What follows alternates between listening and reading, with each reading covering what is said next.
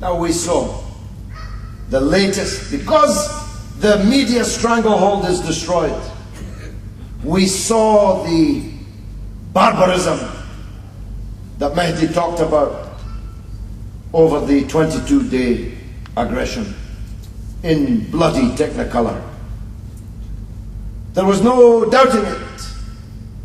We didn't have to view it through the distorting prisms of Fox News or the Bush and Blair Corporation that used to be known as the BBC. We didn't have to watch it through the eyes of the deceivers. Because of the internet, because of Al Jazeera, because of Press TV, for which I work and present 2 weekly television programs, we were able to see what they did, and no one can ever hide it. Talked about war crimes. In fact, on the video we saw an Israeli pilot describe what the country was doing as a great war crime. Well, we saw it with our own eyes. We saw the white phosphorus gas. Imagine a country calling itself the Jewish state dropping gas on civilians whom they had conveniently locked up so that they could bomb them. In any other war, the civilians can run away, can hide, can become refugees. Again, in this war, those doing the killing had locked all the doors so that people had nowhere to run and nowhere to hide. And then they dropped gas on them.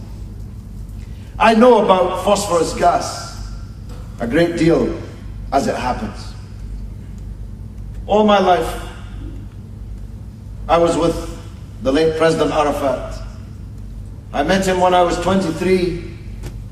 I lived with him in the Fakhani district of Beirut in 1977 and 78.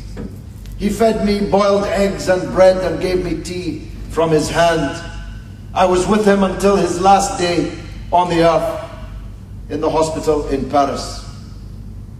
I mention that because there might be an FBI man in the room, and I want to make it clear. Is there an FBI man in the room? Would he like to identify himself? I want to make one thing clear to the FBI and everybody else. I'm not myself a supporter of Hamas. I have never been a supporter of Hamas. But I am a supporter of democracy. And nobody has the right to choose the leadership of the Palestinian people except the Palestinian people themselves. That's what I believe in.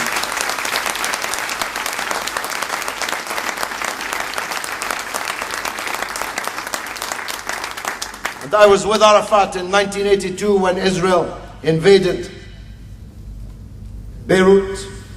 Not for the first, not for the last time. They drove their huge army to the outskirts of Beirut and began systematically to reduce an Arab capital to rubble and ash. And one of the things they dropped for the first time was white phosphorus. And so I saw the children in the hospitals in Beirut who had ingested this white phosphorus gas. Let me tell you how it works. When you breathe it in, you can never breathe it out. It cooks your body from the inside. It bakes you to death. And there is no reversing it. There's no way of putting out the fire inside. And this is what they dropped on the civilian population of Gaza live on television. It was a war crime committed in prime time.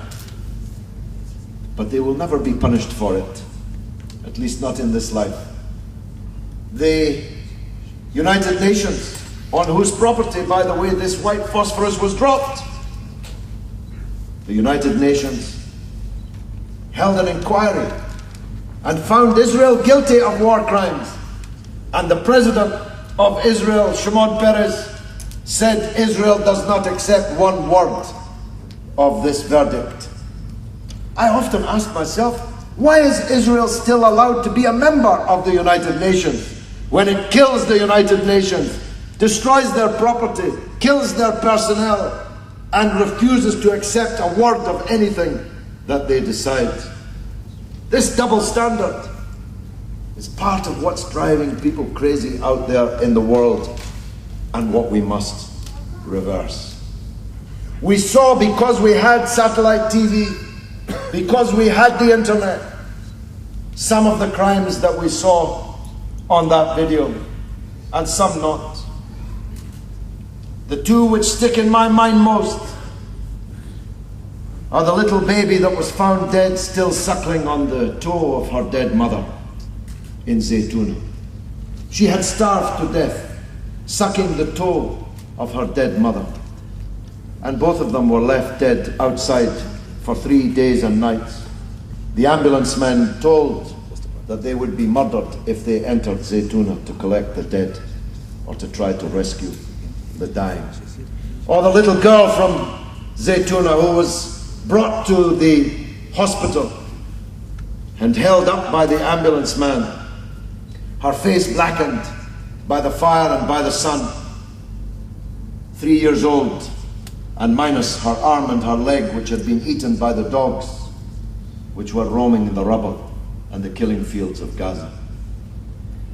But the most powerful of all for me was a girl that I personally interviewed just a few months ago, and whose words to me will haunt the remainder of my days, and which I am impelled to bring before every audience I address.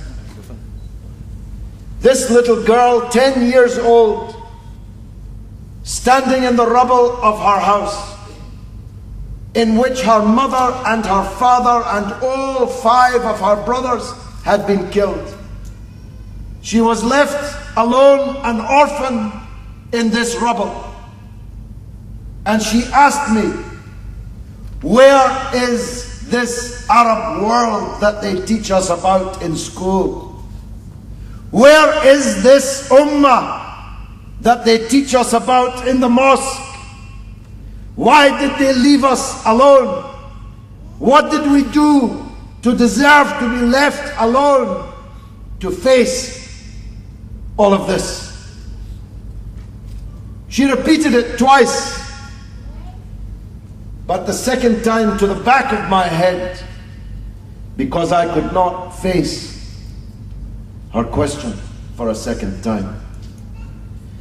But what I did promise to do was to take her words around the world, which I do.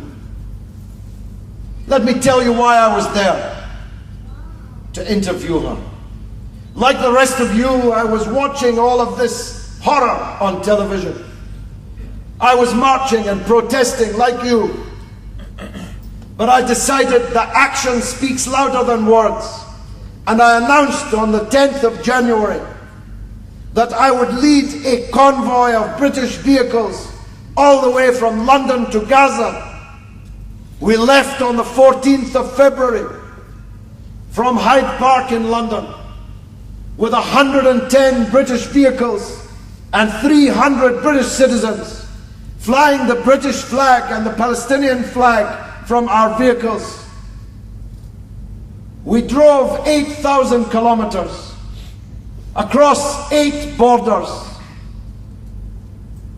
some of them very difficult borders, through countries whose governments did not really want us to be there. Because of course it raised many questions. How come these Britishers are driving a convoy all the way to Gaza? Where is our convoy? Where is our aid? How are we coming to the rescue? They tried everything. Their police and their army surrounded us to protect us, you understand. They took us down roads that no one could see us on. Well, they didn't want traffic congestion.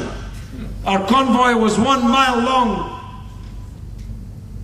But no matter how many police and army they deployed, they couldn't stop the masses of the North African Arab countries from reaching us. They pushed their way through the police, through the soldiers, to touch the convoy, to hold up their babies, to be kissed by the convoy, to give us things through the windows of our vehicles. When we reached Gaza,